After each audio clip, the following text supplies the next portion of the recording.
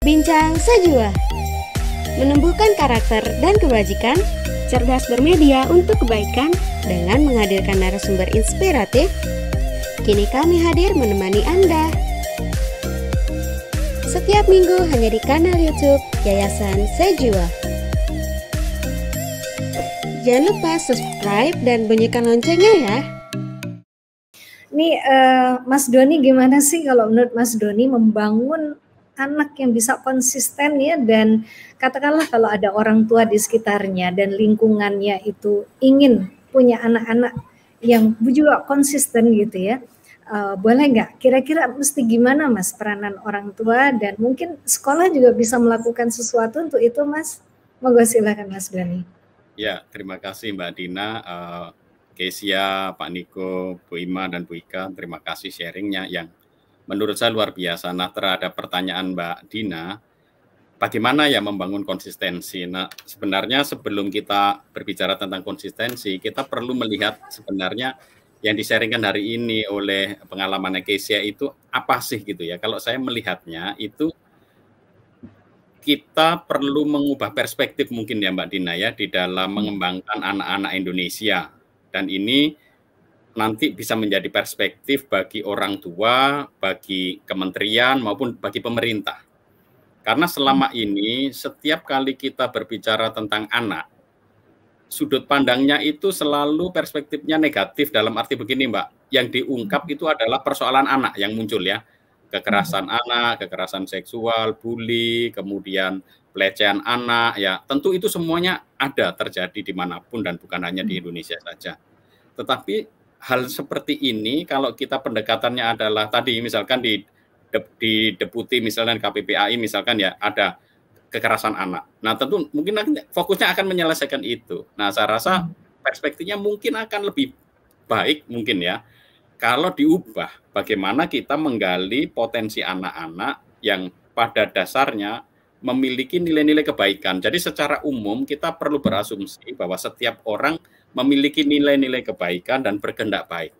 Nah yang jadi masalah kan ketika terjadi pelanggaran terhadap hak anak dan lain-lain, ini kan karena defisit nilai ini. Jadi sudut pandangnya bagaimana kita mengajarkan atau yang menyadarkan entah orang tua dan juga anak supaya dia tahu nilai yang baik. Dan tentu saja namanya yang nama komunitasnya si Kesia ini menarik bagi saya ya, karena lebih baik gitu. Itu singkat, padat, dan itu sangat padat dalam arti nilai itu kalau dalam orang Romawi kuno dulu mengatakan nomen omen ya. Nama itu membawa arti, membawa makna, membawa harapan. Lebih baik itu adalah sebuah prinsip yang dinamis untuk setiap orang mau mencari nilai-nilai kebaikan secara terus-menerus, nggak pernah puas sebenarnya. Kalau baik saja itu sudah gitu, tetapi lebih baik itu artinya dia tidak berhenti. Dia menjadi sesuatu yang lebih baik. Nah, ketika seseorang anak sudah menemukan hal yang baik, nah tentu saja peranan orang tua, orang dewasa ini yang membantu. Tadi saya lihat, si Kesia ini kan sudah menemukan kebaikan ketika dia belajar sendiri untuk dirinya sendiri ya. Itu sesuatu yang baik. Tetapi ternyata nggak cukup. Kamu nak harus belajar bagaimana bersosialisasi karena kamu hidup di masyarakat. Siapa yang menyadarkan ini? Orang tuanya, sharingnya Pak Niko tadi sangat luar biasa. Sehingga anak ini yang sebelumnya menyendiri, sekarang mau keluar dari dirinya sendiri.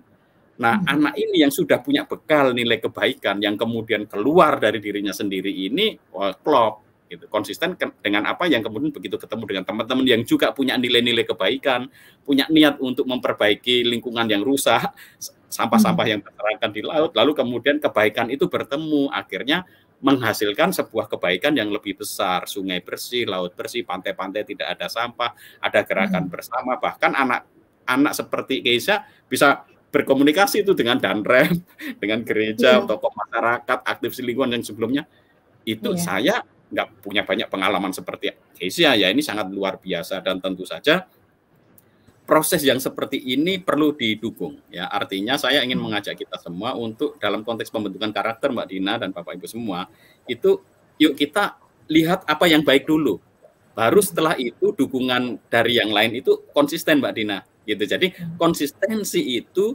dibutuhkan ketika apa, prasyarat bahwa setiap anak bisa punya inspirasi, bahkan nggak perlu nunggu sampai tua dulu untuk merubah masyarakat, tidak. anak-anak bisa mentransformasi ya gitu. Dan ini bagaimana konsisten? Tentu saja dukungan dari orang tua, dan dukungan ini tentu saja perlu gitu, karena saya melihat di tempat lain ada sesuatu yang jelek ya didukung oleh orang dewasanya juga yang jelek gitu, nyebarin hoax, berbohong, korupsi, tidak jujur itu kan, itu didukung oleh orang-orang dewasa juga gitu. Nah, ini harus kita lawan.